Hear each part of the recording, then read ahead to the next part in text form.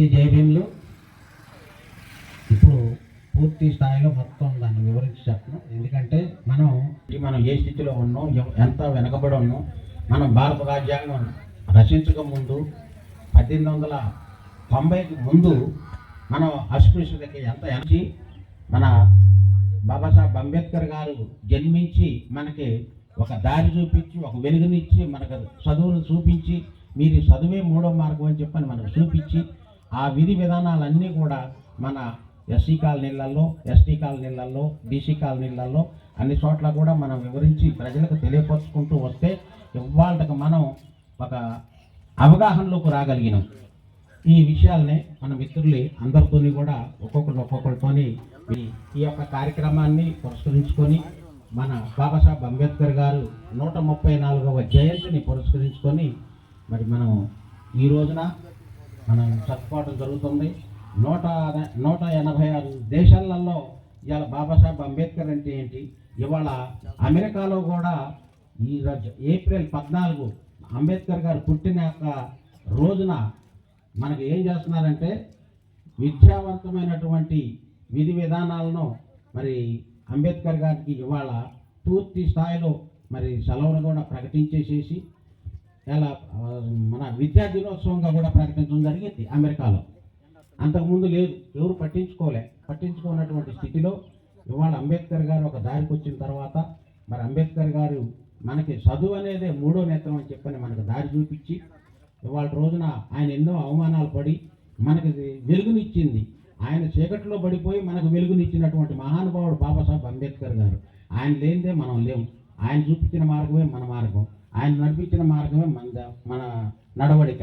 ఇవన్నీ కూడా మనం దృష్టిలో పెట్టుకున్నట్లయితే ఇప్పుడు ఎందుకంటే వచ్చిన మిత్రులకి పరిచయం చేయటం, ఎందుకంటే మనం అంబేద్కర్ విగ్రహం పెట్టుకున్న దగ్గర నుంచి మనం అందరం కూడా అప్పుడు కనీసం 300 మంది గ్యాదర్ అవుతారు. అక్కడ 300 మంది ఎప్పుడు మంచి గ్యాదర్ అవుతారు. ఇక్కడ కూడా చక్కగా వింటారు. నేను చాలా అప్సెట్ అవుతున్నా. మన మిత్రులు ఎంత చక్కగా, ఎంత ఓపికగా, ఎంతగా మహిళలైనా కూడా మరి నా తోటి అక్కలో చెల్లెలు మరి మిత్రులు అందరూ కూడా చక్కగా అంబేద్కర్ అంటే ఏంటి, అంబేద్కర్ దాన్ని తెలుసుకోవడం కోసం వచ్చి కూర్చుంటున్నారు.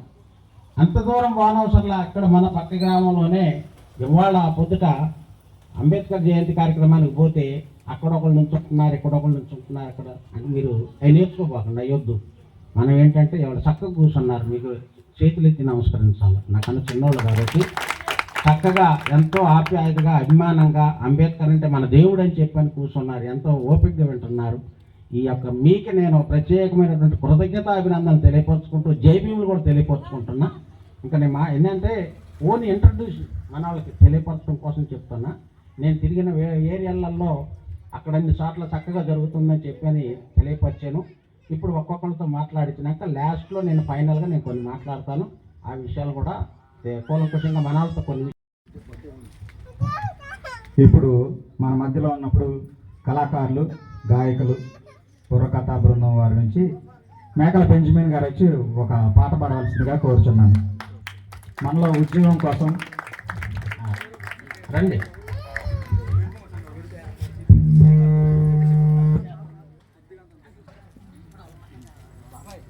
అందించి మరి ఎస్సీ, బీసీ, ఎస్టీ జాతులకు ఒక మరి గొప్పవాడిగా మరి పేరుగాంచినటువంటి అంబేద్కర్ యొక్క 34వ జయంతిని మనం జరుపుకోవడం దేవుని యొక్క కృపను తలస్తూ ఉన్నాను. మరి బాల్యంలోనే ఆయన స్కూల్ నుండి కూడా వెలివేసినట్లుగా కనబడుతూ ఉంది. స్కూల్ నుంచి వెలివేయబడినా కానీ అనేక విధములుగా కష్టపడి అనేక డిగ్రీలను ఆయన పూర్తి చేసుకొని మన యొక్క భారత జాతికి ఒక ఖ్యాతిని కాంచినటువంటి గొప్ప మహనీయుడు మనం తలంచవచ్చు. అలాగే మరి పురుషులకు కూడా కాకుండా స్త్రీలను కూడా, వారిని కూడా ఒక ప్రాముఖ్యమైనటువంటి బాటలో నడిపించాలని రిజర్వేషన్ తీసుకొచ్చింది కూడా అంబేద్కర్ గారు అని చెప్పుకోవచ్చు. మరి ప్రియమైన యూత్ ఉన్నాము, మనం చదువుకున్నటువంటి వారు ఉన్నాము. అంబేద్కర్ పండుగను చేయాలని ఇంత యూనిట్గా, మరి ఇంత స్టాండర్డ్గా, మరి ఇంత ఆకర్షణీయంగా మరి యొక్క అంబేద్కర్ యొక్క జయంతిని జరుపుకోవడము మన యొక్క గ్రామానికే ఒక కారణం అని తెలియజేస్తా ఉన్నాను. మరి ఎలాంటి పెద్దలను పిలిపించి మన ఈ చిన్న గ్రామంలో మరి ఏదైనా సమస్యలు ఉంటే మరి ఎలాంటి పెద్దలు ముందుంటేనే ఆ సమస్యలు కూడా అంబేద్కర్ కొనడం కూడా ఇది మనకి మన గ్రామానికి మంచిదని తెలియజేస్తూ నా మాటలు ముగిస్తున్నాను. దేవుడు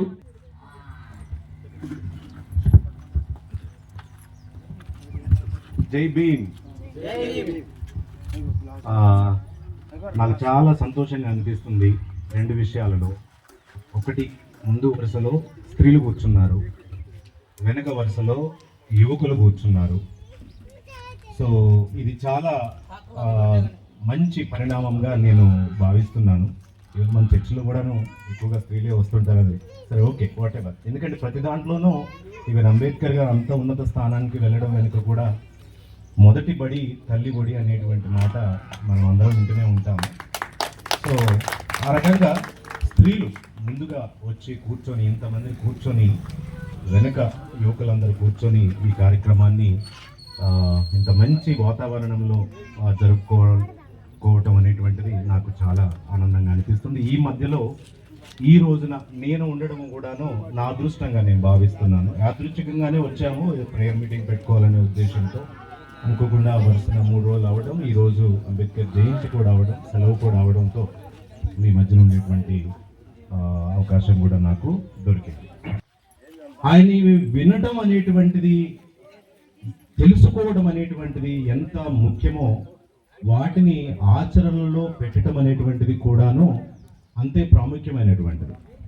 ఆచరణలో లేనటువంటి ఏ క్రియ అయినా కూడా దానివల్ల ఉపయోగం ఉంటుంది అని చెప్పేసి నేను అనుకోవట్లేదు. సో ఆచరణ అనేటువంటిది ముఖ్యం. ఆయన ఏం చెప్పాడు? చదువుకోమని చెప్పాడు, ఎడ్యుకేట్ చేయమని చెప్పాడు. అదే రకంగా మీ మీద ఏదైనా అన్యాయం జరిగితే దాని మీద పోరాడమని చెప్పాడు. సో పోరాడాలంటే ఒంటరిగా పోరాడలేం కదా. ఒక్కడనే పోయి నేను రోడ్డు మీద అరిస్తే దానికి ఏం విలువ ఉండదు కదా. ఒక 10 మందిని కలవాలి కదా. ఒక 10 మందిని కలవాలి అంటే సమీకరించాలి అని చెప్పాడు. చదువుకోమని చెప్పాడు, చదువు యొక్క విలువని చెప్పమని చెప్పాడు. నీ మీద జరిగేటువంటి అన్యాయాలు ఏవైతే ఉంటాయో, అక్రమాలు ఏవైతే ఉంటాయో వాటి మీద పోరాడమని చెప్పాడు. అదేవిధంగా మూడవదిగా పోరాటం చేయడానికి సమీకరణ జరగాలి అనేటువంటిది కూడాను చెప్పాడు. ఇప్పుడు మనందరము సమీకరించబడినాము. మాకు తెలిసినదేదో మేము బోధిస్తూ మేమేదో చెప్పడానికి ప్రయత్నం చేస్తూ ఉన్నాము. ఇవి రెండు జరుగుతూనే ఉన్నాయి, కానీ దీనిని ఆచరణలోకి మనం తీసుకుపోవడం అనేటువంటిది చాలా ముఖ్యమైనటువంటి అంశంగా నేను భావిస్తున్నాను. నేను ఈరోజు కార్యక్రమం ఉంది, పిలుస్తారనేటువంటి ఒక ఆలోచన కూడా ఉంది. దీని మీద నేను ఆలోచన చేస్తున్నప్పుడు, రాత్రి నుంచి కానీ ఇంతకు ముందు కానీ నేను ఆలోచన చేస్తున్నప్పుడు నాకు కొన్ని గర్వకారణంగా అనిపించినటువంటి కరాలపాడుకు సంబంధించినటువంటి కొన్ని విషయాలు నేను మీకు తెలియజేస్తాను. ఒకటి, ఈ గ్రామం నుంచి మొట్టమొదటి పోస్ట్ గ్రాడ్యుయేషన్ చదివినటువంటి వ్యక్తి మన వ్యక్తి. ఈ గ్రామం నుంచి ఇతర దేశం వెళ్ళినటువంటి మొట్టమొదటి వ్యక్తి మన వ్యక్తి. ఈ గ్రామం నుంచి ఉస్మానియా విశ్వవిద్యాలయంలో మొట్టమొదటిసారిగా చదువుకున్నటువంటి వ్యక్తి మన వ్యక్తి. ఈ గ్రామం నుంచి కాకతీయ విశ్వవిద్యాలయంలో చదువుకున్నటువంటి మొట్టమొదటి వ్యక్తి ఈ గ్రామానికి సంబంధించినటువంటి వ్యక్తి. మన గ్రామం నుంచి కాకతీయ విశ్వవిద్యాలయంలో క్యాంపస్ లో చదువుకున్నటువంటి మొట్టమొదటి మహిళ మన గ్రామానికి చెందినటువంటి వ్యక్తి, మన కుటుంబానికి చెందినటువంటి బిడ్డ. సో ఇలా మొట్టమొదటి ఇంజనీరు మన కుటుంబం మన దగ్గర నుంచే వచ్చారు. కొంచెం నేను కొన్ని కట్ చేసి చెప్తా ఉన్నాను. ఓకే, మొట్టమొదటి ఇంజనీర్ మన దగ్గర నుంచే వచ్చాడు. మొట్టమొదటి బి.ఫార్మసీ చదివినటువంటి వ్యక్తి మన దగ్గర నుంచే వచ్చాడు. మొట్టమొదటి డాక్టర్ మనకు సంబంధించినటువంటి రాము, ఓకే, మన సహోదరుడే రాము చదివాడు. ఆ తర్వాత ఓకే, నా కూతురు కూడా చదువుతూ ఉంది. సో ఈ రకంగా ఏది తీసుకున్నా కూడాను, ఏది గమనించినా కూడాను అది మన వ్యక్తి అయ్యే ఉన్నా. అదేవిధంగా ఇంకా మనం మాట్లాడుకోవాలంటే బాబాయ్ మొట్టమొదటి ఈ ఊర్లో నుంచి క్యాసిక్ చేసుకున్నటువంటి మొట్టమొదటి వ్యక్తి. సరే, ఆయన నమ్మిన సిద్ధాంతంలోకి ఆయన వెళ్ళారు. ఇలా ప్రతి విషయంలో కూడా మనమే ముందున్నాం. నేను ఈ విషయాన్ని ఎందుకు నేను చెప్పాలి అని అనుకుంటున్నాను అంటే, మీకు లేదా మనకి ఎవరైనా ఏదైనా చెప్పాలి అని అంటే చెప్పేటువంటి వారు మనకంటే జ్ఞానవంతులై ఉండాలా, అంతే కదా. నేను మీతో మాట్లాడుతున్నాను అంటే ఎంతో కొంత, అది 0.1% అన్నా మీకన్నా కొంచెం అవగాహన ఉండబట్టే నన్ను ఇక్కడ కూర్చోబెట్టారు, అన్న వాళ్ళందరినీ కూర్చోబెట్టారు. సో ఏమాత్రం అవగాహన లేనటువంటి వాళ్ళు, వాళ్ళకున్నటువంటి ఆస్తులను, తమ్ముడు చూడండి, వాళ్ళకున్నటువంటి ఆస్తులు, లేకపోతే వాళ్ళకి సామాజికంగా ఉన్నటువంటి అగ్రవర్ణాలు, లేకపోతే వాళ్ళకు ఉండేటువంటి ఆ భావన ఏదైతే ఉందో, వాళ్ళకి దాని వలన ఏమి విలువ లేదు, దాని వలన ఏమి జ్ఞానం రాదు. అంబేద్కర్ గారు ఒకసారి ఒక మాట అన్నారు. ఏమన్నారు అంటే, ఈ ప్రపంచ వైతాళికులలో, అంటే ప్రపంచ గమనాన్ని మార్చినటువంటి వ్యక్తులలో మీరు ఎవరినైనా తీసుకోండి, రామస్వామి పెరియార్ గాని, మహాత్మా పూలే గాని, ఇట్లా ఎవరినైనా తీసుకుంటే కూడాను ఒక్క బ్రాహ్మణ వ్యక్తి కూడా లేడు అని చెప్పారు. కానీ ఇక్కడ వాళ్ళు ఏమంటారు, జ్ఞానం అనేటువంటిది అది వాళ్ళ యొక్క సొత్తు అనుకుంటారు. కానీ ఈ ప్రపంచ గమనాన్ని మార్చినటువంటి వాళ్ళలో ఒక్కళ్ళు కూడాను చెప్పుకోవడానికి, ఫలానా పేరు అని చెప్పుకోవడానికి ఎవరు లేనటువంటి పరిస్థితే. అటువంటి వాళ్ళు వచ్చేసి, ఏమాత్రం అవగాహన లేనటువంటి వాళ్ళు వచ్చేసి ఇవాళ మనని వాళ్ళకున్నటువంటి కులాన్ని బట్టో, వాళ్ళకున్నటువంటి ఆస్తుపాస్తులను బట్టో, వాళ్ళకున్నటువంటి పరపతులను బట్టో మనకు చెప్తున్నప్పుడు మనం చెప్పాల్సిన మాట, మనం ఆలోచించుకోవాల్సింది ఏంటి అని అంటే, నువ్వేంద్ర వై నాకు చెప్పాల్సినటువంటిది, నా కుటుంబంలో నుంచే, నా రక్త సంబంధికులలో నుంచే అత్యున్నతమైన చదువులు, అత్యున్నతమైన ఉద్యోగాలు, లేదా అన్ని మొట్టమొదటిగా ఈ గ్రామంలో చేసుకున్నది మేమే. మాకు తెలుసు ఏమి చెయ్యాలి, ఏమి చెయ్యకూడదు, ఎవరికి ఎలా ఆలోచించాలి, మాకు తెలుసు ఆలోచన, నీతో చెప్పించుకోగలిగేటువంటి స్థితిలో మేము లేవు అనేటువంటి ఒక భావం అనేటువంటిది మనలో ఉండాలి. మెయిన్గా మనలో లోపించినటువంటిది ఈ భారతదేశంలో హార్డ్లీ ఒక 10% మాత్రమే, లేదా ఒక 10-15% మాత్రమే ఉన్న వ్యక్తుల చేతుల్లోనే అధికారం అనేటువంటిది ఉంది. ఇవాళ బీసీలు మొత్తాన్ని మొన్ననే తెలంగాణ గవర్నమెంట్ బీసీ గణన చేసినప్పుడు 42% బీసీలు ఉన్నారు. 100కి 42 మంది బీసీలు ఉన్నారు. ఇదే గవర్నమెంట్ ఎస్సీస్ వచ్చేసి దాదాపుగా 18% ఉన్నారు.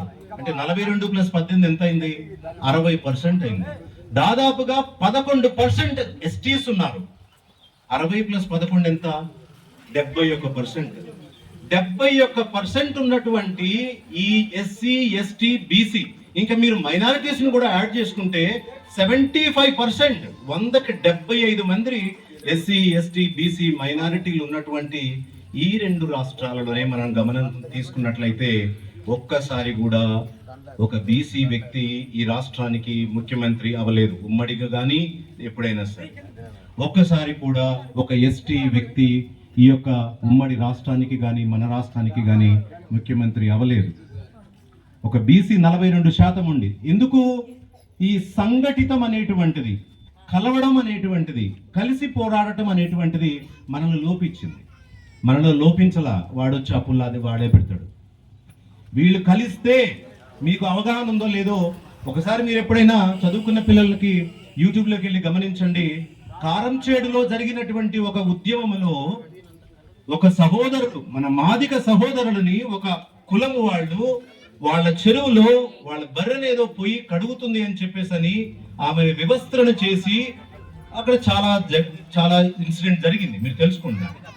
వాళ్ళని ఉరికిచ్చి కొడుతూ ఉంటే వాళ్ళు పక్కనే ఉన్న చీరాల వెళ్ళి దాక్కున్నారు. అక్కడ చీరాలలో వాళ్ళకి ఆశ్రయం కల్పించింది చీరాల మాలలు. సో ఇక్కడ మాలలు, మాదిగలు ఇద్దరు ఒకటయ్యారు. అక్కడ ఇద్దరు ఒకటైనప్పుడు జరిగినటువంటి ఉద్యమం అనేటువంటిది చాలా భయంకరమైనటువంటి ఉద్యమం అయ్యాల.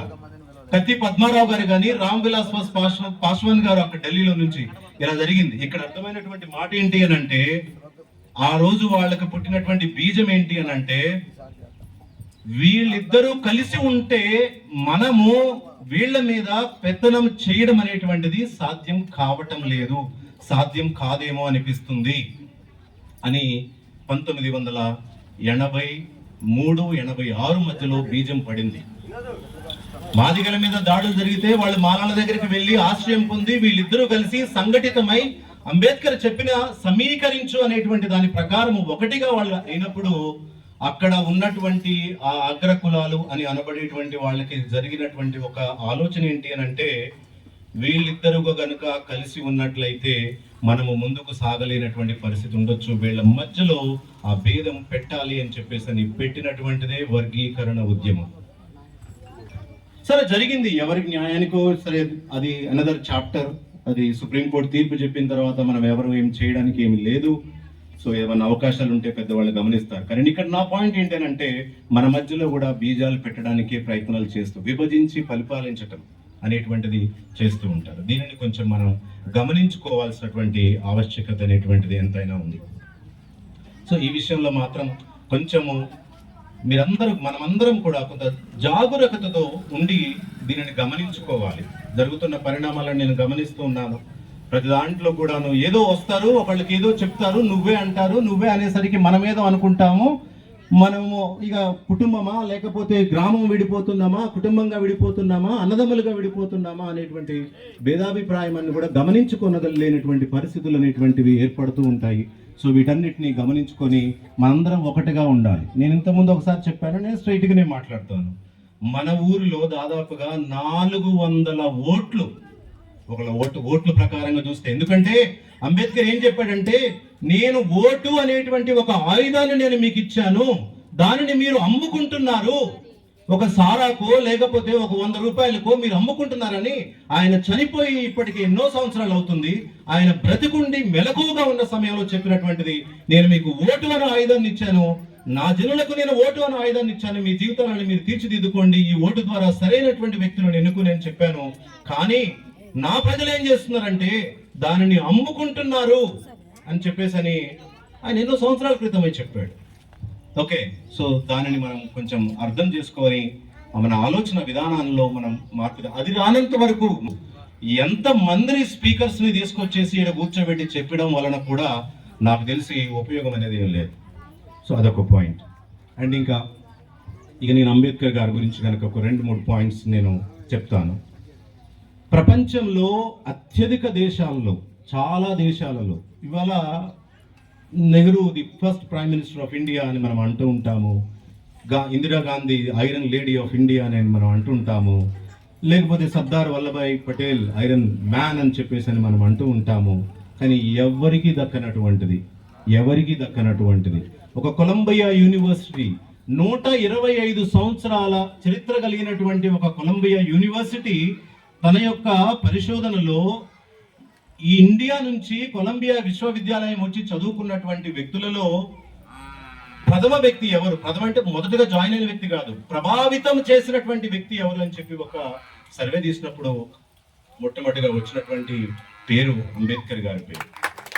Even BBC British broad corporation అనేటువంటిది ఒక టీవీ న్యూస్, అది ఇంటర్నేషనల్ న్యూస్ ఛానల్, ఆ ఛానల్ వాళ్ళు నిర్వహించినటువంటి ఒక సర్వేలో అంబేద్కర్ గారి గురించి వచ్చినటువంటి, అంబేద్కర్ గారితో పాటుగా ఇంకా ఇండియన్స్, భారతదేశం యొక్క గమనాన్ని మార్చినటువంటి వ్యక్తులు ఎవరు అని చెప్పి ఒక 4-5 పేర్లు వాళ్ళు ఇచ్చేసి ఒక సర్వే నిర్వహించినప్పుడు అత్యధిక శాతము ఓట్లు పడినటువంటి వ్యక్తి మన భీమ్రావ్ అంబేద్కర్ గారు.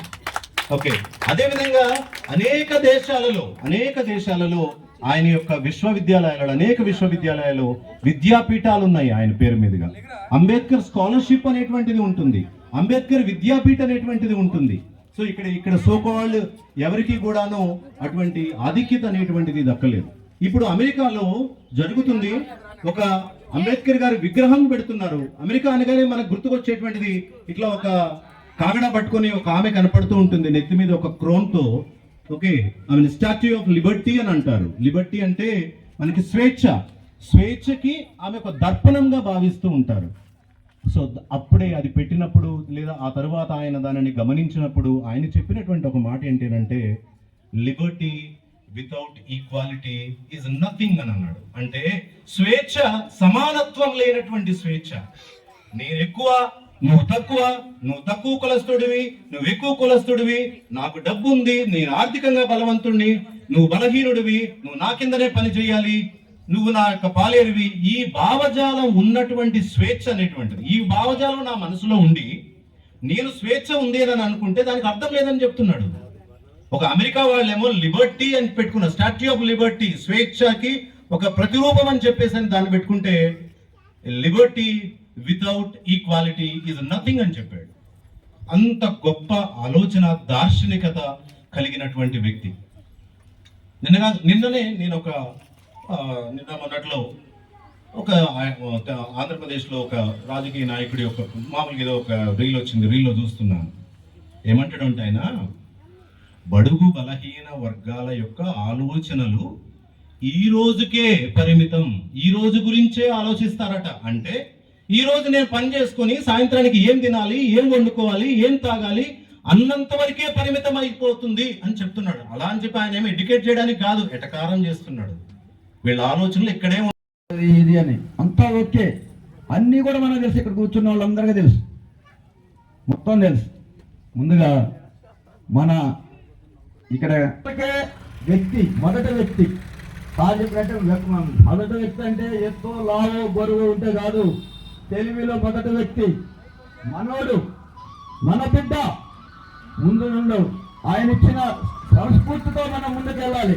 కానీ మనోళ్ళు మనకే కూతురు చేస్తున్నారు, దాన్ని కూడా గమనించాలి మనం కూడా. ఎందుకంటే అసలు ఇదివరకు రోజుల్లో మన తాతలకు తెలియదు చదువు అంటే, తర్వాత మన నాన్న కొంచెం చదివారు, తర్వాత ఇంకొద్దిగా కొద్దిగా చదివారు, మన పిల్లల్ని ఇంకా భవిష్యత్తులో చేస్తున్నాం. ఇదే రాజ్యాంగం లేకపోతే మనం కూడా మళ్ళీ వ్యవసాయం చేసుకోవాలి, మన ముత్తాతలు చేసినట్లయితే చేయాలా, సర్ది పువ్వు కట్టుకోవాలా, ఊరగామకు వేసుకోవాలా, అడిగి పోవాలా, చెట్లు కట్టుకోవాలా. ఇది అంతా ఒక ఎత్తు అయితే, ఇప్పుడు ఆ మహానుభావుడు రాసిన రాజ్యాంగం వల్లే మనం రోడ్డు మీద తిరుగుతూ తెల్ల చొక్కా వేసుకుంటూ ఒక ఎంకన్నో పుల్లయ్య పేరు ఎల్లయ్య పేరు అనుకుంటా, పుల్లయ్య ముందు పిలవండి, ఎందుకు పిలుస్తున్నారంటే ఇది లేకపోతే మన పిలవరు. ముందుగా ఇది ఎంత ఇంకా ముందుకు పోవాలంటే ఆడవాళ్ళది ముందుగా. మన పిల్లల్ని మనం చదివించాలి అని ప్రతి ఒక్క ఇంటి ఆడపడుచు ముందుకు వచ్చి మన పిల్లల్ని చదివిస్తే మనకి చాలా ఉపయోగం ఉంటుంది, ఊరికి ఉపయోగం ఉంటుంది, దేశానికి ఉపయోగం ఉంటుందని నా ఒక కోరిక ఏంటంటే, ప్రతి ఒక్క మహిళకి కూడా మన పిల్లల్ని చదివించి మంచి తీర్చిదిద్ది ముందుంటే మన రాజ్యాంగకర్త రాసిన అన్ని ప్రతిఫలాలన్నీ కూడా మన పిల్లలకి, మన భవిష్యత్తులో ఉన్న మన భారతదేశంలో ఉన్న ప్రతి ఒక్కరికి అందిద్దని నేను మీ ముందు చెప్పడం జరుగుతుంది. అలాగే ఈ కమిటీ వారు మనకి అన్నీ తెలుసు, టీవీలో చూస్తూ సెల్లో చూస్తుంటాం. అంబేద్కర్ గారి నుంచి చూసింది వేరు, నలుగురికి కూర్చోబెట్టి చెప్పింది వేరు. గొడవైనా సరే నలుగురు కూడితే ఏంటంట అంటారు. ఇది కూడా ప్రతి సంవత్సరం మీరు ఇలాగే చేయాలని ఈ కార్యక్రమాలు, వర్ధంతి కార్యక్రమం ప్లస్ జయంతి కార్యక్రమాలు అంబేద్కర్ గారికి చేసి ప్రతి ఒక్కరికి కూడా తెలియజేయాలని కమిటీ వారికి మరీ గుర్తు చేసుకుంటూ జై హింద్, జై భీమ్, జై భీమ్ గురించి చెప్పడానికి ఎంత ఉందంటే అవధులు లేవు. నేలకి ఆకాశానికి మధ్యలో ఉన్నటువంటి గ్యాప్ ఎంతైతే ఉందో, చేయగలిగితే సమర్థత ఉంటే ఆయన యొక్క మేధావితనం ఏదైతే ఉందో ఆ మేధావితనంతో ఈ సమాజానికి చేసినటువంటి సేవలు ఏవైతే ఉన్నాయో అవన్నీ లిచ్చును కడితే ఆకాశం మనకి ఈజీగా అందుతుందని చెప్పడానికి కూడా నేను గర్వపడుతున్నాను. ఎవరి అంబేద్కర్ మీ అందరికీ తెలియాల్సినటువంటి అంశం ఒకటి ఉంది. 1981లో ఒక మెహర్ కులంలో ఒక అమాయకుడిగా, అంటే ఆనాడు మెహర్ కులం అనేది వెనుకబడినటువంటి కులం, ఈనాడు మనం అనుభవిస్తున్నటువంటిది. ఆనాడు డాక్టర్ బిఆర్ అంబేద్కర్ పుట్టినరోజు మనందరికీ తెలియనటువంటి విషయం ఏంటంటే, ఈ విశ్వంలో ప్రకాశవంతమైనటువంటి ఒక నక్షత్రం, ఒక సూర్యుడు పుట్టాడు. ఆ సూర్యుడే డాక్టర్ బిఆర్ అంబేద్కర్. మనకెవరికి తెలియదు ఇంత గొప్ప వ్యక్తి అవుతాడని, ఎవరికీ తెలియదు. అగ్రవర్ణాలకి, భవిష్యత్తు తరాలలో మాకు పాఠాలు నేర్పే పరిస్థితికి డాక్టర్ బిఆర్ అంబేద్కర్ వస్తాడని చెప్పేసి ఎవరు ఊహించల. అందుకు డాక్టర్ బిఆర్ అంబేద్కర్ గారి యొక్క ఎంత అవమానాలకు గురయ్యాడంటే మిత్రులు చెప్పారు, పెద్దలు చెప్పారు, ఇక్కడ కూర్చున్న వాళ్ళందరికీ తెలుసు. ఈయనకి ఎందుకు అవమానం జరిగింది? ఈయన యొక్క కులం నిమ్న జాతి, తక్కువ జాతి కులానికి చెందిన వ్యక్తిగా భావించి నీళ్లు తాగటానికి కూడా, కనీసం నీళ్లు తాగటానికి కూడా అర్హత లేనటువంటి పరిస్థితులు ఉండేవి ఆ రోజుల్లో. ఇది నిజం. విద్యార్థి దశలో తను పాఠాలు నేర్చుకోవడానికి స్కూల్కి వెళ్తే చక్రవర్తులు, బ్రాహ్మిన్సో లేకపోతే ఇతర అగ్రవర్ణాలకు చెందినటువంటి వాళ్ళు, షాలు ఎవరైతే ఉన్నారో వాళ్ళందరూ పాఠశాలలో ఉంటే ఇతను వాళ్ళ పక్కన నడిస్తే అతను వదిలినటువంటి గాలి ఏదైతే ఉందో అది పీల్చాల్సిన పరిస్థితి వస్తుందని చెప్పి అతన్ని ఆ క్లాస్ రూమ్లో ఉన్నటువంటి బయట గుమ్మం దగ్గర కూర్చోబెట్టి అవమానించినటువంటి చరిత్ర కలిగినటువంటి ఈ దేశంలో, ఈ ప్రపంచంలో ఆనాడు అన్ని అవమానాలకు గురైనప్పటికీ కూడా ఓర్చుకొని సహనంతో అతను చేసింది ఏంటంటే ఒక సిద్ధాంతం ఆయన చిన్నతనంలోనే అలవాటు చేసుకున్నారు. దానికి ఒక ట్యాగ్ లైన్. అదేమంటాడంటే బోధించు, సమీకరించు, పోరాడు. బోధించు, సమీకరించు లేదా పోరాడు. అప్పుడే మన జాతి యొక్క గొప్పతనం, జాతి సగర్వంగా తలెత్తుకొని నిలబడుతుందని చెప్పినటువంటి వ్యక్తి డాక్టర్ బిఆర్ అంబేద్కర్. అదే ఈరోజు ఈ కరాలపాడు గ్రామంలో జరుగుతుంది. నాకు చాలా ఆనందంగా ఉంది. నేను ఎన్నో సభలు, సమావేశాల్లో పాల్గొంటా. ఎందరినో చైతన్యపరచడానికి నాకు డాక్టర్ బిఆర్ అంబేద్కర్ వారసుడిని నేను. నాకు ఇచ్చినటువంటి జ్ఞానం ఏదైతే ఉందో ఆ జ్ఞానాన్ని పంచడానికి వెళ్తూ ఉంటా. దానిలో భాగంగానే ఈరోజు పెద్దలు, మా మిత్రుడు కాంతారావు గారు తప్పకుండా మీరు రావాలని చెప్పారు. నాది ఎక్కడో కాదు, ఇదివరకు నేను అసోరావుపేట కాన్స్టిట్యున్సీలో ఉండేవాడిని. గత 4-5 సంవత్సరాలుగా పెనుబల్లి గ్రామంలో నేను ఉంటున్నా. మా నాన్నగారి పేరు అన్నపరెడ్డి సుంకయ్య గారు, నా పేరు అన్నపరెడ్డి శ్రీనివాస్. నేను మీ అందరి వాడిని, మీలో ఒకడిని, అంబేద్కర్ వారసుని. కాబట్టి నేను మీ అందరికీ ఒకటే ఒక విషయం చెప్పదలుచుకున్నా. డాక్టర్ బిఆర్ అంబేద్కర్ ఒక సాధారణ మనిషి కాదు. మీ అందరికీ ఇక్కడ విగ్రహం పెట్టినప్పుడు అందరూ అన్ని చెప్పారు ఆయన గురించి. నేను ఒక్క విషయాన్ని మీకు గుర్తు చేస్తున్నా దయచేసి, ఎందుకంటే సమయం చాలా తక్కువగా ఉంది. మిత్రులు, అధ్యక్షులు కాస్త తగ్గించి మాట్లాడమన్నారు కాబట్టి నేను తక్కువ సమయం తీసుకుంటా. ఇక్కడ డాక్టర్ బిఆర్ అంబేద్కర్ వేలెత్తి చూపిస్తున్నాడు. మీరు గమనించారా? ఏంటి దాని అర్థం? ఎంతమందికి తెలుసు? వేలెత్తి చూపిస్తున్నాడు అంటే ఏంటో తెలుసా? ఒకప్పుడు నేను ఎదుర్కొన్నటువంటి ఈ సమాజంలో అణగదొక్కినటువంటి అణగారిన జనాల యొక్క స్వరాన్ని నేనై నిలబడున్నా. అదే రకంగా బడుగుల యొక్క, అంటే బడుగులు అంటే ఎవరు? బీసీ, ఎస్సీ, ఎస్టీ, మైనారిటీలకు చెందినటువంటి వ్యక్తులు, అగ్రవర్ణ నిరుపేదలు. ఇక్కడ డాక్టర్ బిఆర్ అంబేద్కర్ ఒక్కడు కాదు. అంబేద్కర్ ఒక మహా అద్భుతమైనటువంటి శక్తి. ఇది ఈయన విశ్వ మానవుడు. మీ అందరికీ ఇంకొక విషయం కూడా చెప్తున్నా. ఎందుకంటే నేను అనేది ఎందుకు చెప్తున్నాడో తెలుసా? మీరందరూ నాలా తయారు కావాలని. అది మనకి స్ఫూర్తిగా గుర్తు చేస్తున్నాడు. ప్రతి ఒక్కళ్ళలో కూడా డాక్టర్ బిఆర్ అంబేద్కర్ వారసత్వమే కాదు, రక్తం మలమల మాడుతున్నటువంటి రక్తం, ఉక్కు సంఖ్యలతో ఒక్కొక్క యువత ఎవరైతే ఉన్నారో నరాలు బిగించి డాక్టర్ బిఆర్ అంబేద్కర్ యొక్క భావజాలాన్ని సమాజంలో చొప్పించాల్సినటువంటి అవసరం. దయచేసి ఇది గుర్తించండి. ఇందాక మిత్రుడు చెప్పినట్టు ఈ వ్యవస్థకి, ఈ సమాజానికి, ఈ సృష్టికి ప్రతి ప్రధానమైనటువంటి మూలం ఏంటంటే తల్లి ఒడి. ఆ తల్లి ఒడిలోనే అంబేద్కర్ యొక్క భావజాలం నడవాలి. మీరు ఇక్కడికి వచ్చినటువంటి మహిళలు ఎవరైతే ఉన్నారో, మహిళలు మీరు కూలి పనులకు వెళ్ళేటటువంటి వ్యక్తులు ఉంటాం మనం. అక్కడ కూడా డాక్టర్ బిఆర్ అంబేద్కర్ గురించే మాట్లాడండి. విద్యార్థులు, యువకులు ఎవరైనా సరే మీకు సమయం దొరికితే వృధాగా పాడు చేయకండి. ఒక వర్ధంతికో జయంతికో అంబేద్కర్ గురించి మాట్లాడొద్దు. మనం 365 రోజుల్లో ప్రతిరోజు 1 గంట అయినా సరే డాక్టర్ బిఆర్ అంబేద్కర్ యొక్క ఆశయాలు చెప్పండి. ఇది మనకి కావాల్సింది. ఆయనే మనల్ని కోరుకున్నది, మన నుంచి అడిగేది అది ఆయన అడిగేది.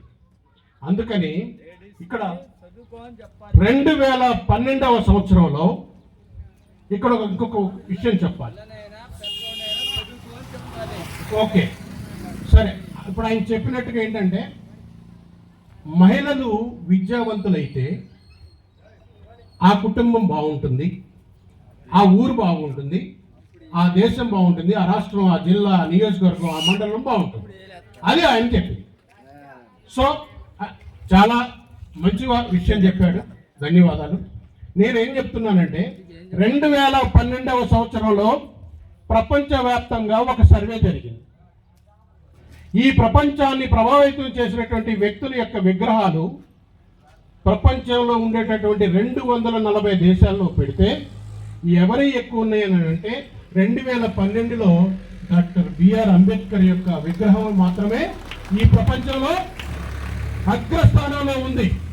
అంటే ఈ ప్రపంచంలో ఉన్నటువంటి జనాభా అందరూ కూడా వారి యొక్క వారసులుగా వారసత్వాన్ని నిలబెట్టడం కోసం మనం చేయాల్సినటువంటి అవసరం ఉంది. నేర్చుకోవాలనుకునే విద్యార్థులు ఎవరైతే ఉంటారో వాళ్ళే మేధావులు. మీరు గమనించండి, ఇక్కడ ఉన్నది ఒకటే తలకాయ, అక్కడ ఉన్నది 40 తలకాయలు. 40 రకాలుగా ఆలోచన చేస్తారు. ఇక్కడ ఒక్కడే ఒక రకంగానే ఆలోచన చేస్తాడు. కానీ ఇతనికి ఏం చెప్పాడు డాక్టర్ బిఆర్ అంబేద్కర్? చైతన్యపరచు. వాళ్ళ 40 మందిని కూడా మీరు చైతన్యపరచండి. వాళ్ళలో ఉండేటటువంటి నైపుణ్యత ఏదైతే ఉందో అది బయటికి తీయండి, సృజనాత్మకత ఏదైతే ఉందో దాన్ని బయటికి తీయండి అని చెప్పినటువంటి వ్యక్తి. అంటే ఆయన యొక్క సంకల్పం ఒకటే ఒక విషయం. ఆయన ఎవరైతే వెలివేసినటువంటి వాడల్లో ఒక రవి కిరణంగా ఉద్భవించినటువంటి వ్యక్తి డాక్టర్ బిఆర్ అంబేద్కర్. కాబట్టి అంబేద్కర్ అంటే ఒక్కడు కాదు, ఒక కులానికి చెందినవాడు కాదు.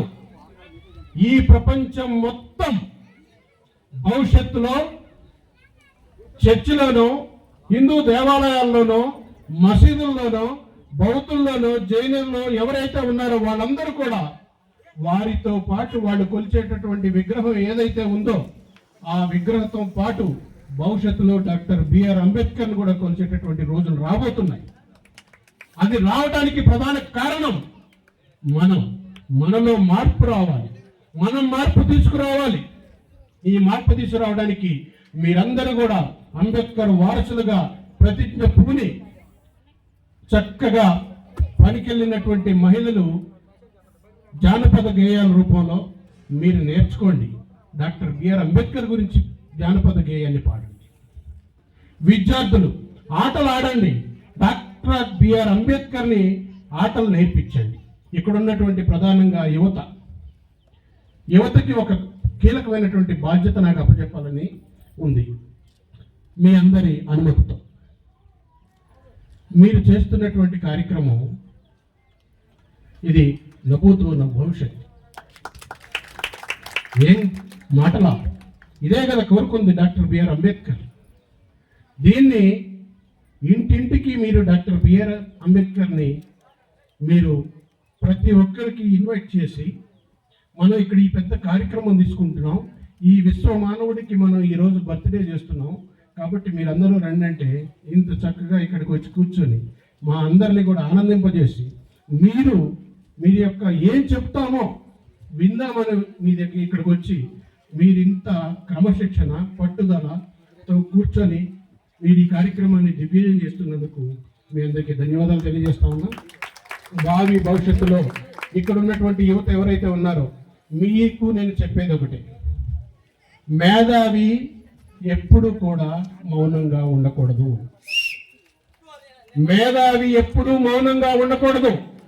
మరి B R Ambedkar, doctor B R Ambedkar యొక్క వారసులు మనం అందరం మేధావులమే కదా. మనం అందరం ఎందుకు మౌనంగా ఉండాలి?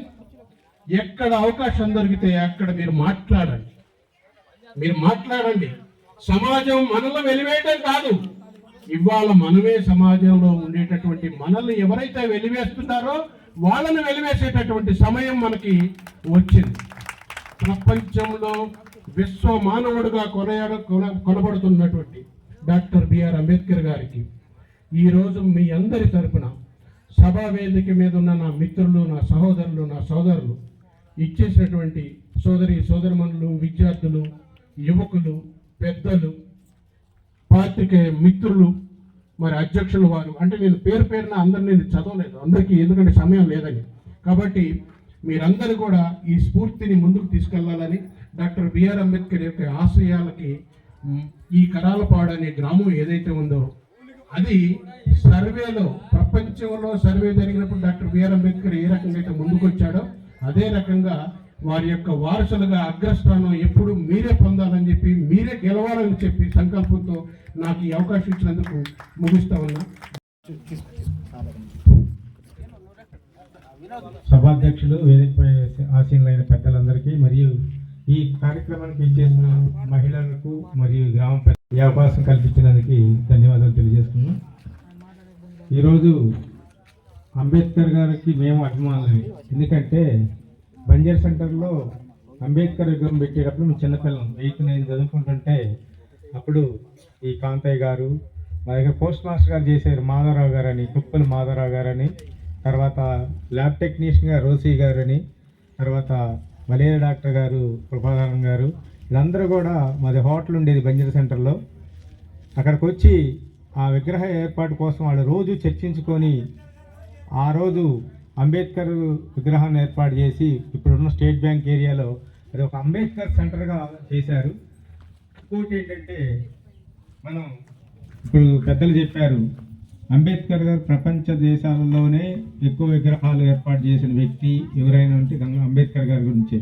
అంటే విగ్రహాలు ఏర్పాటు చేసుకొని మనం పూజించటం కంటే కూడా ఇందాక పెద్దలు చెప్పినట్టు వారి ఆశయాలని మన పిల్లలకి మనకి తెలుసుకొని అవగాహన కల్పించుకొని ఇవాళ ఎందుకంటే అలాంటి వాడు చెప్పేదానికంటే కూడా సెల్ ఫోన్లు అందరికీ ఉన్నాయి.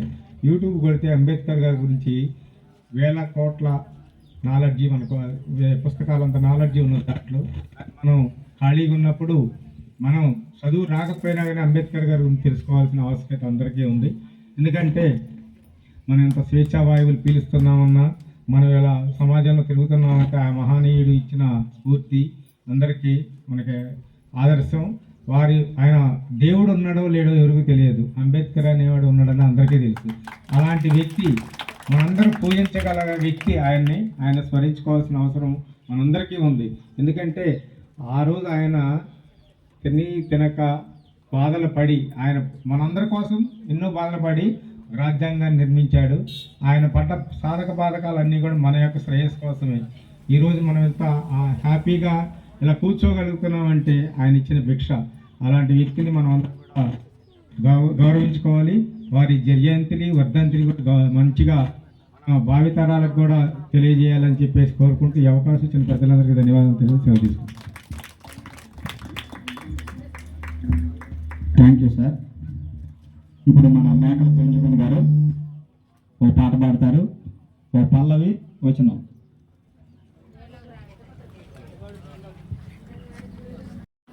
అంబేద్కర్ జయంతిని పురస్కరించుకొని విగ్రహం తెచ్చి 2014లో ఇక్కడ మనం స్థాపించుకున్నాం. ఇప్పటికి 10 సంవత్సరాలు అవుతుంది. దీనికి ఎంతో ఆనందంగా ఉంది. దీన్ని మానవతారాయ్ గారు మనకి గిఫ్ట్గా ఇచ్చారు. ఎందుకంటే ఆయన కూడా ఒకసారి స్మరించుకోవాలి. ఎన్ని ప్రజల్లో మన కాలనీలో ఎన్ని విభేదాలు ఉన్నా, మనస్పర్ధలు ఉన్నా, చర్చ విషయానికి వచ్చినప్పుడు, అంబేద్కర్ విషయానికి వచ్చినప్పుడు ఏకతాటి మీద ఉంటారు. ఆ యూనిటీకి అందరికీ మనస్ఫూర్తిగా నమస్కారం చేస్తున్నా.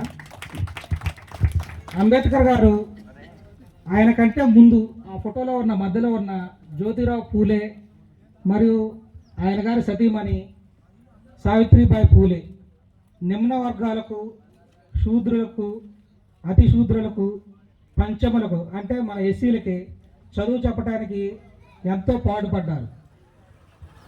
మొట్టమొదట స్కూల్ పెట్టిందే జ్యోతిరావు పూలే గారు.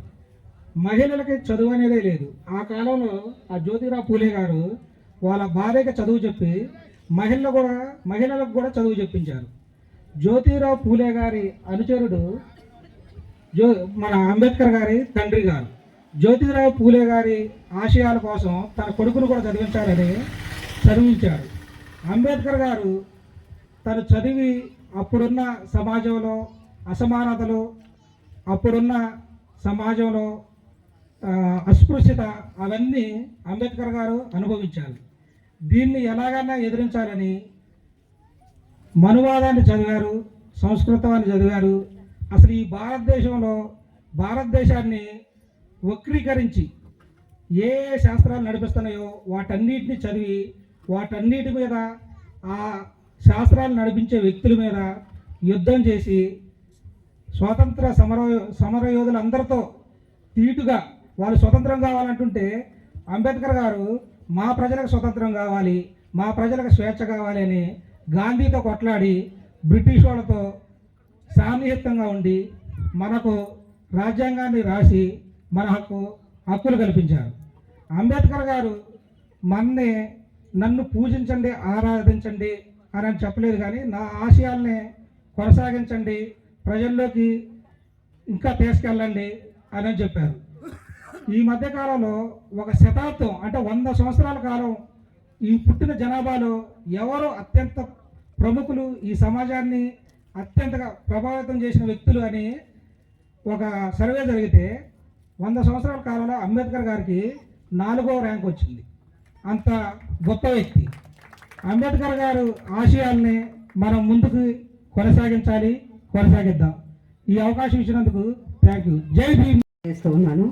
ఇక్కడ చేరిన స్త్రీలకి అలాగే గ్రామ ప్రజలందరికీ కూడాను అంబేద్కర్ జయంతి యొక్క విజయోత్సవం అని తెలియజేసుకుంటున్నాను. 134వ జయంతి సందర్భంగా ఇక్కడ ఇంతమంది కూర్చొని ఉన్నారంటే చాలా ఆశ్చర్యంగా ఉంది, చాలా సంతోషంగా ఉంది. ఏం చెప్పాలో కూడా తెలియని పరిస్థితిలో ఉన్నట్లున్నారు. చాలా చాలా హ్యాపీ అండి. జై భీమ్, జై భీమ్. అందరికీ మన వాళ్ళు కూలంకృతంగా అందరూ చెప్పారు, అన్ని విషయాలు చెప్పారు.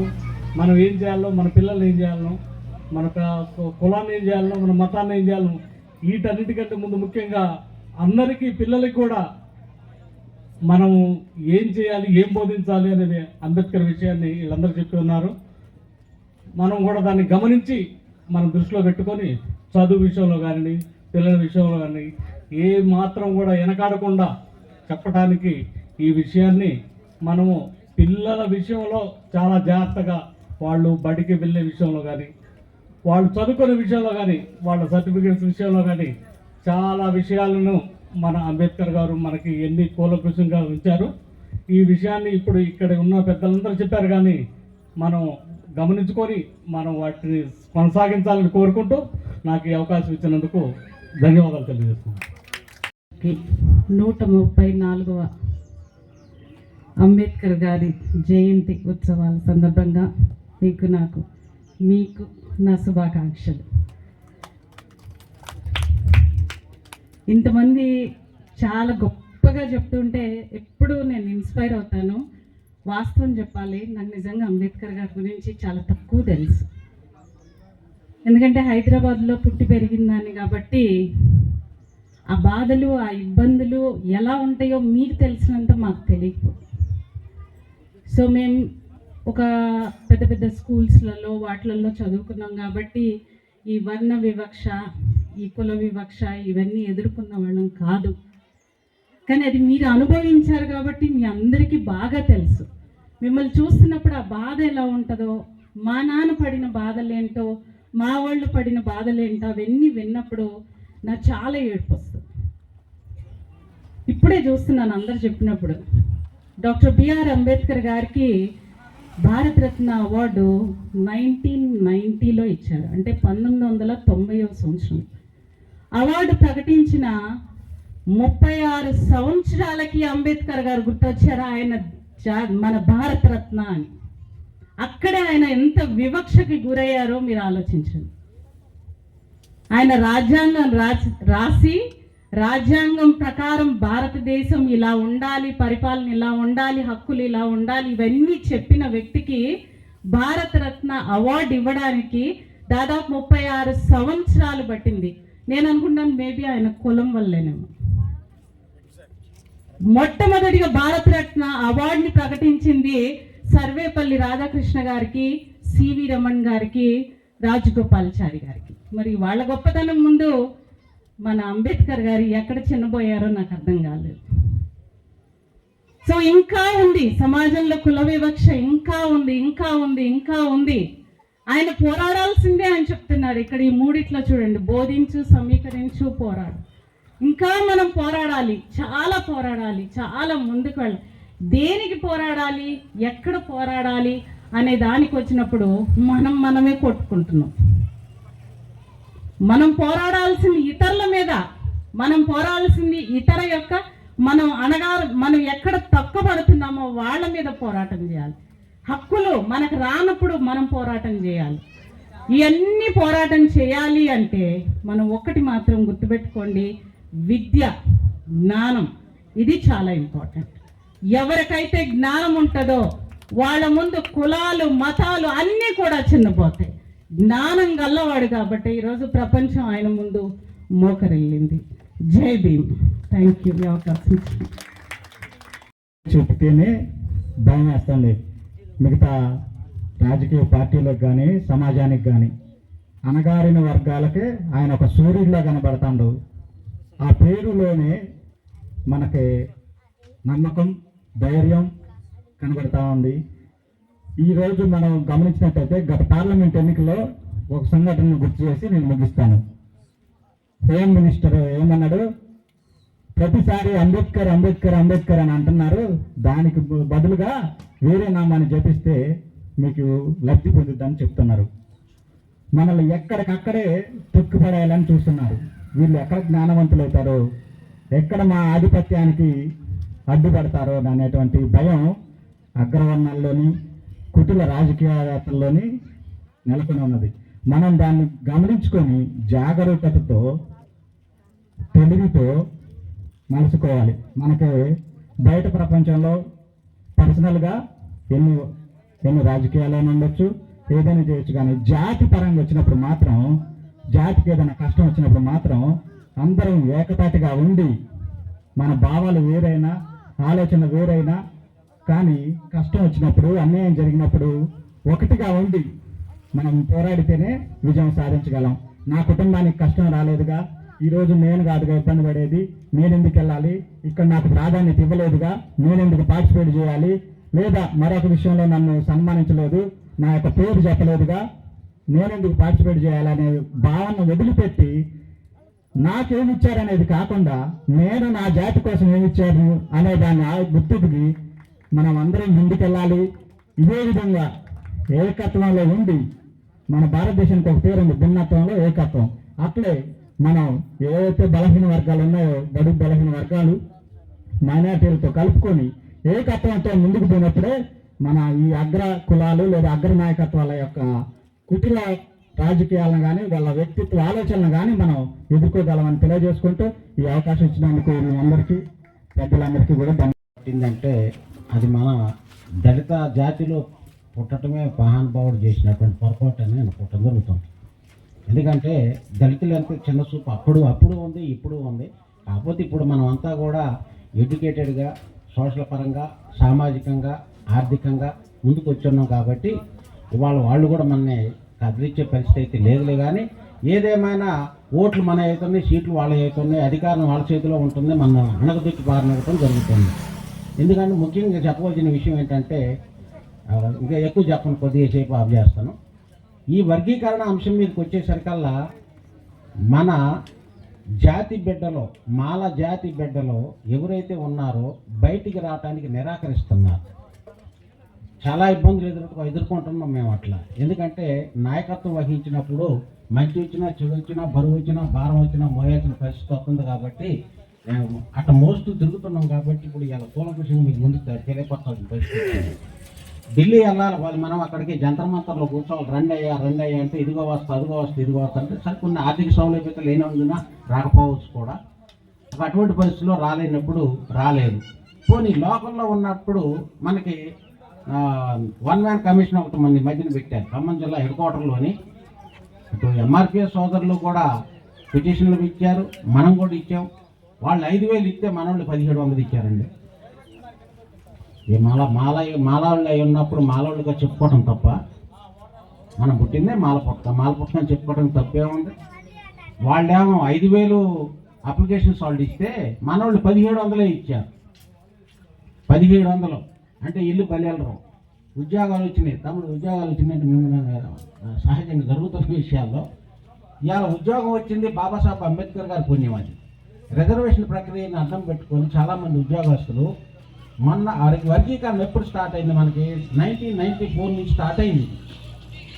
94 నుంచి స్టార్ట్ అయితే ఆ రోజు నుంచి ఈ రోజు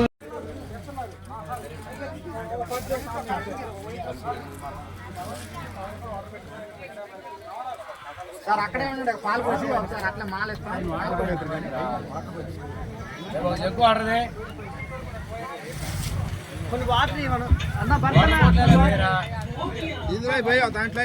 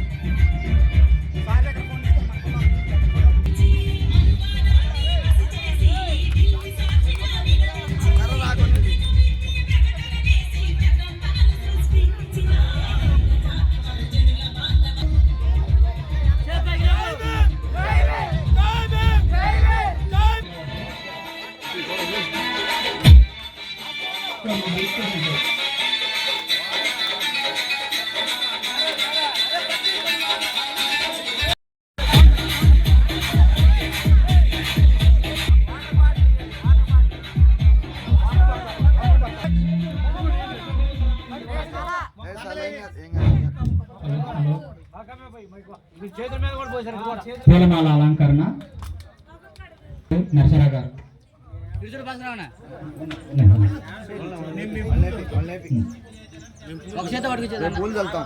అలాగే కమిటీ వారి నుంచి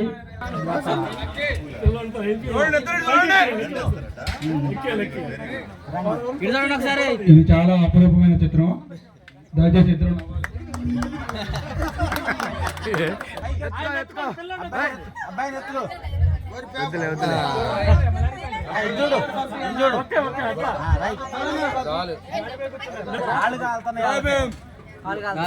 పైన చల్లండి. జై భీమ్.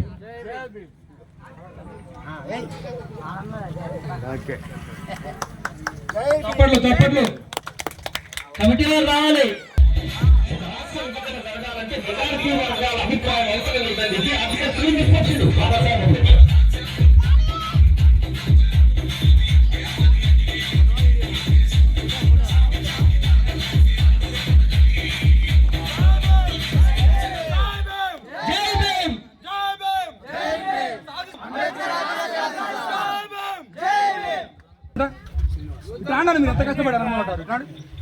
మన పాత పెద్దమాల్లో సాధన కాంతం గారు, సాధన పెద్ద వెంకట గారు,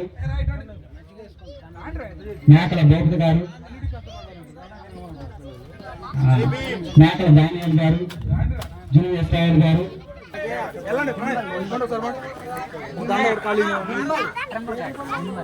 కుమార్ వేమో పెద్దబ్బాయి, ప్రకాష్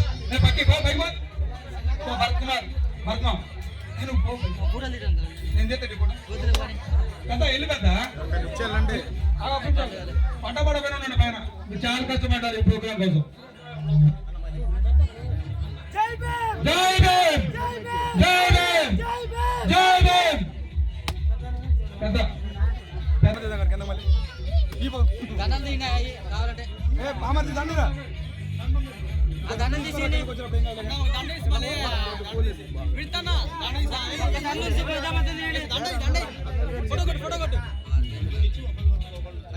అందరూ కొట్టాలన్నా.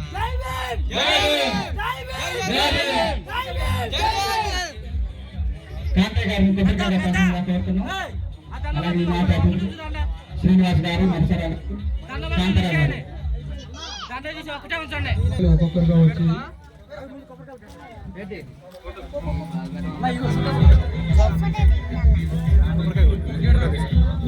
గ్రామస్తులు మరియు మహిళలు ఒక్కొక్కరుగా వచ్చి పూలు చల్లవలసిందిగా కోరుకుంటున్నాము.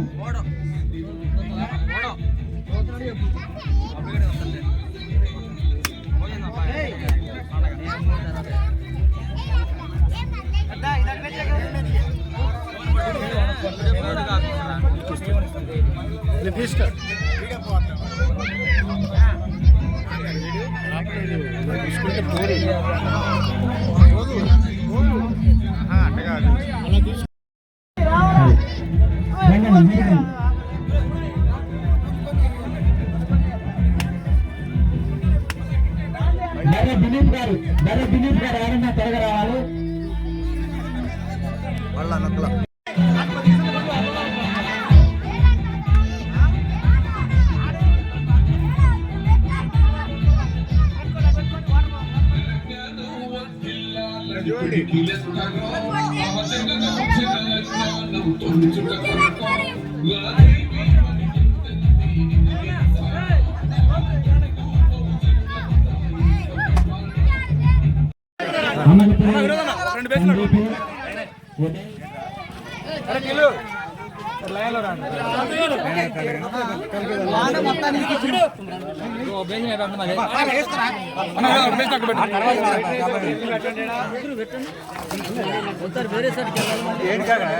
మరి గంట పెట్టుకోపోవాడా